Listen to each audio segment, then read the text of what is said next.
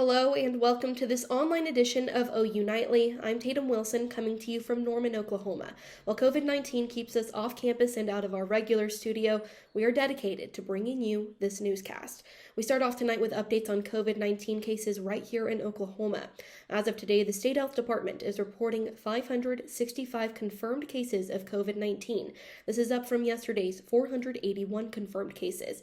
6 more virus-related deaths are being reported, bringing the total death toll in Oklahoma to 23. 3 of those deaths were in Oklahoma County, where 155 cases and 7 deaths have been reported. The other 3 additional fatalities were in Muskogee, Canadian, and Wagner counties. The State Health Department also says Oklahoma has received more than 60% of its personal protective equipment order from the federal government's Strategic National Stockpile, and they expect to be at 100% in the next couple days. Right here in Cleveland County, 65 cases have been reported. That's up 5 from yesterday. The death toll remains at 6. And in Norman, where the city remains under a stay-at-home order, Mayor Bria Clark announced those not complying with these rules could be subject to police citations. The Norman Police Department is out educating and has begun to write citations to businesses for noncompliance. The fire marshal will be working to educate those essential businesses that remain open about social distancing measures and safe practices. And now OU Nightly's Lindsay Gibbs has another update on Mayor Clark's stay-at-home order. Hi, thank you, Taitum. The city of Norman has amended to enhance essential activities related to outdoor sports. Under this new amendment, all golf courses, tennis courts, dog parks, and more are closed to the public. These places are blocked off and have signs posted due to the closures. Now I spoke with one OU student who golfed every day up until this new order. Well, it's kind of a bummer considering that was some of the only things we could do was golf, and we used to play volleyball as well during quarantine just with my roommates alone. Now Norman residents are still encouraged to go for a walk or a bike ride as they practice social distancing, but this order will stay in effect until at least April 14th. Reporting from Lyons Park, I'm Lindsay Gibbs, OU Nightly. On the other side of the Red River, Texas is reporting 3,226 cases of COVID-19, up from about 2,900 cases reported yesterday. The Lone Star State has experienced 41 deaths due to the virus. Yesterday, that number was 38. 28 people from Austin, many of them students at the University of Texas, have tested positive for the virus after returning from their recent spring break trip in Mexico. Also today, Texas Governor Greg Abbott ordered the state schools to remain closed until at least May 4th and says Texans must adhere to social distancing until April 30th. Across the United States, more than 181,000 cases have been reported, with the death toll now at 3,606. The majority of those fatalities are being reported in New York City, where the death toll has reached 932.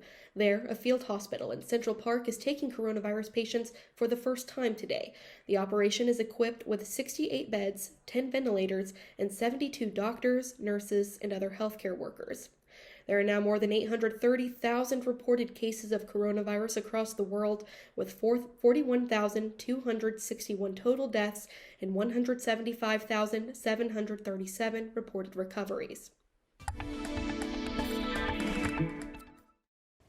I'm Megan Gold coming to you from Edmond, Oklahoma tonight with your weather. A beautiful day here in Oklahoma, but yesterday, much of the state seeing light to moderate rainfall. 24-hour rainfall totals nearing almost an inch for Norman and Oklahoma City, with even higher totals off to our east in areas like McAllister and Muskogee. Satellite imagery showing that cloud cover moving to our south this morning, making way for partly cloudy skies here today. Currently 58 degrees in Oklahoma City. Dew point sitting at 46 degrees has it feeling very comfortable outside. Rest of the state in the 50s and the 60s, which is on average for a spring day here in Oklahoma. And those winds not going to be a factor, anywhere from 5 to 10 miles an hour throughout the state. So overall, a beautiful day here and a beautiful week ahead. We are going to see those winds pick up on Thursday, and temperatures drop about 10 degrees on Friday as our next chance for some rainfall moves in. But overall, looking like a great weekend ahead. We're going to see those highs in the 60s and the 70s. I'm Shannon Ehrhardt coming to you from Hinsdale, Illinois to give you your daily sports update. So I'm going to start us off with some good news. The NCAA is giving spring sport athletes an extra year of eligibility. This will make up for the lost season these athletes got gypped on, giving seniors a chance to finish up their last year.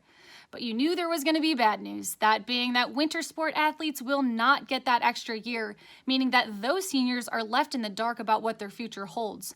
But there's a catch. The seniors who will get that extra time aren't entitled to a scholarship for that year by the school, but will most likely have to fund themselves.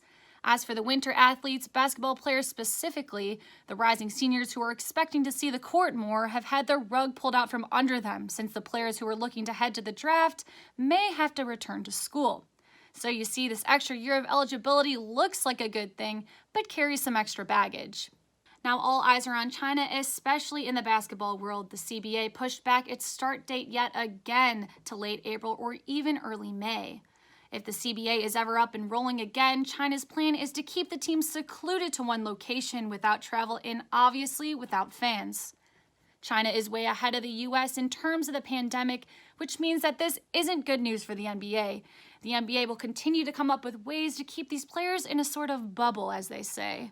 So in honor of Michael Jordan's docuseries The Last Dance, which the debut will be on April 19th, there's something else special about this day. I think we all forget that MJ really did it all, even baseball. In 1994, the Chicago White Sox assigned the superstar to the AA affiliate, the Birmingham Barons, on March 31st, which is today, if you didn't know. But of course, MJ returned to the court after spending only a season down in the South. I think he realized that he was a better fit for this city life. Well, that's it for me out here in Chicago, but be sure to wash your hands and stay inside, and tune in to the rest of OU Nightlies. Thanks, Shannon, and we leave you tonight on a lighter note. A former Oklahoma family that recently moved to Orlando creates a virtual Disney vacation for their kids after their trip was canceled due to the coronavirus pandemic. This creative vacay included virtual rides, face painting, and a character breakfast. Thanks for watching this online edition of OU Nightly, brought to you by students working remotely from Oklahoma, Texas, and Illinois. Reporting from Norman, Oklahoma during the COVID-19 pandemic, I'm Taitum Wilson. Good night.